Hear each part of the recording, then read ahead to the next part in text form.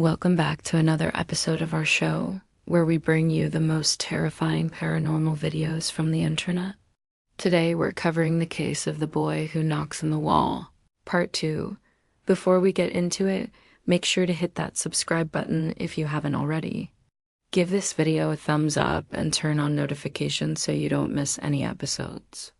Let's get right into it. When Eli Mercer was rediscovered in the secret basement of the abandoned St.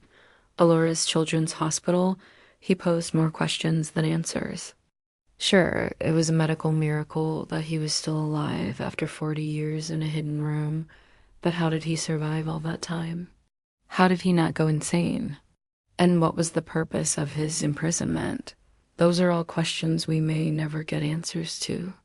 But thanks to a relentless reporter named Gemma Brooke and her determination to help Eli find some peace, we got some clues.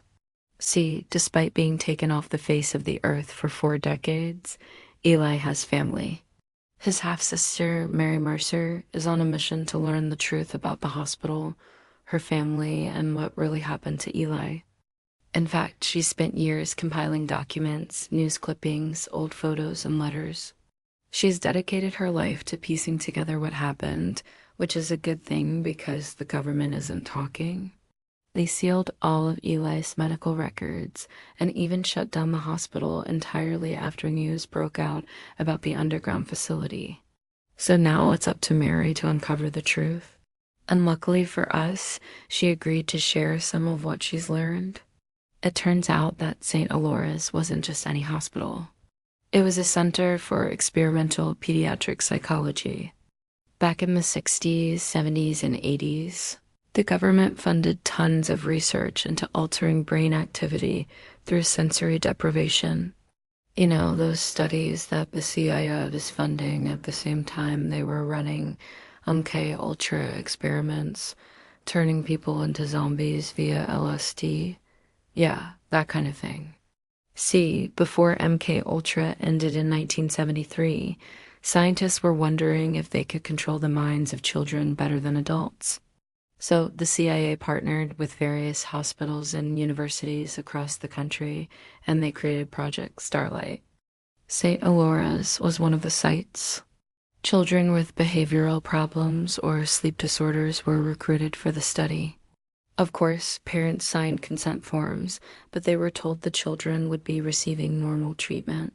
What they weren't told was that their kids would be subjected to torture. Mary showed Gemma a document listing her brother's cause of admission as night terrors, nightmares, and insomnia. And apparently that was pretty common among these kids. Mary also discovered this excerpt from a 1983 journal article by Dr. Catherine Bright. Quote, "The administration of scopolamine can produce acute delirium in both children and adults. However, our recent study has demonstrated that chronic administration of scopolamine in low doses will alter REM latency and increase dream recall in preadolescents, whereas similar changes in latency and dream recall are not seen in adolescents and adults." Scopolamine, also called the zombie drug, is a medication derived from deadly nightshade. It's used as a painkiller and to prevent motion sickness, but it also creates amnesia and makes the victim extremely suggestible. Think that sounds familiar? Kind of like that TV show Westworld, where the hosts get programmed to forget everything after a certain point, and then they have to start their loop over again. Yeah, this project was just like that. The scientists at St. Elora's were programming these kids to obey commands after a certain point by making them forget everything they learned after a specific time. And they wanted to see how long they could keep it going.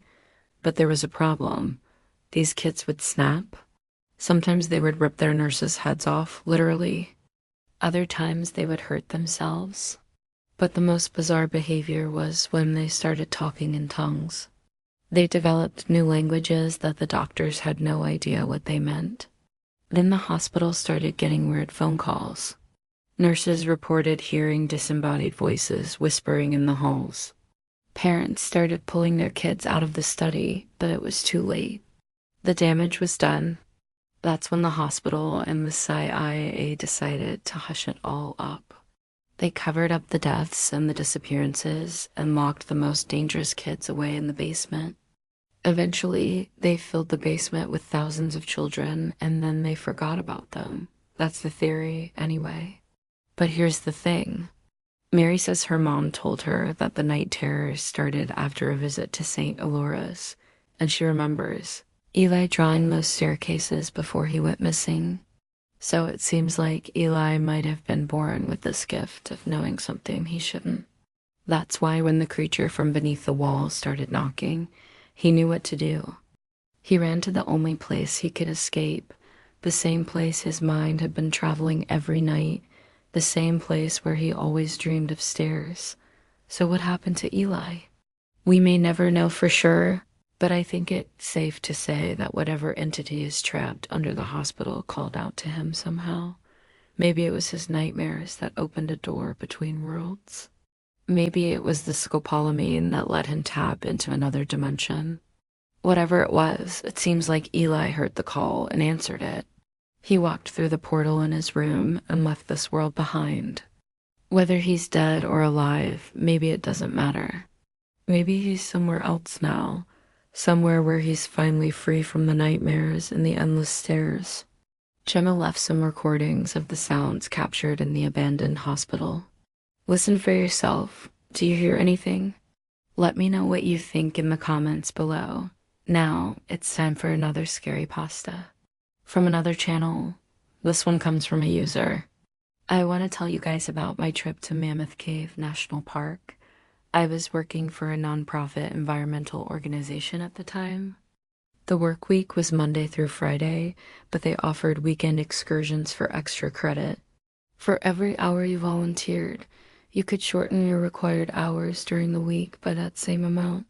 Mammoth Cave is the longest cave system in the world, and it's full of pretty terrifying things. Massive sinkholes, narrow passageways where you have to crawl on your hands and knees, bats everywhere. I had a wonderful time exploring it, and I can't wait to go back. Our tour guide was one of the park rangers, and he seemed nice enough, although he was kind of dry. After some initial icebreaker questions, he started telling us about the cave itself. An hour or so into the tour, I noticed one of the girls in our group seemed to be lagging behind. I figured she was just taking it slower, but I soon realized she was trying to break off from the group and run ahead. Our guide caught on to her plan and quickly told her she couldn't go ahead of him. Apparently, there are a lot of dangerous areas that are unmarked and many shafts that lead to certain death if you fall. She apologized and promised to stick with the group. After some time, our guide started telling us stories about the cave. As he told each story, he dimmed the lights in that area to add to the effect. About 15 minutes into his second story, I heard a knock. I assume it was someone from another tour group since we hadn't seen anyone else yet, and the park ranger was telling us that there are different routes for different tours. The knock continued and became more frantic. At this point, I was scared. The guide suddenly turned off all of his lights and yelled at everyone to stay quiet.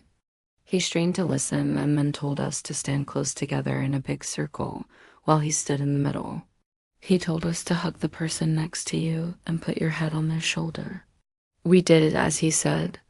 I don't remember what he whispered to the girl next to me, but she immediately burst into tears. He then told us to look at the floor and stay perfectly still. A few seconds passed before he yelled at us to run to the exit, as fast as we could, tripping over one another in a panic. I made it out of the cave before anyone else. The guide and the girl from our group were nowhere to be seen. I told the other people who had found their way out about the guide and the girl, but no one believed me. They thought I was joking. I wish I was. I was terrified, unsure of what to do. I sat on the steps leading out of the cave, opening for a couple of hours until the others came out, including the guide and the girl. None of them had a clue as to what had happened. The guide told me later that he had no memory of what had happened inside the cave. And according to the Mammoth Cave National Park website, no one was supposed to be in that part of the cave for weeks. Something strange had happened to us, but no one knows what. If you ever go to Mammoth Cave, don't go alone. Thanks for watching. Have you ever heard of scopolamine? Is it safe to use in humans? Share your thoughts in the comments below. And if you haven't already, be sure to subscribe and come back for more episodes. See you next time.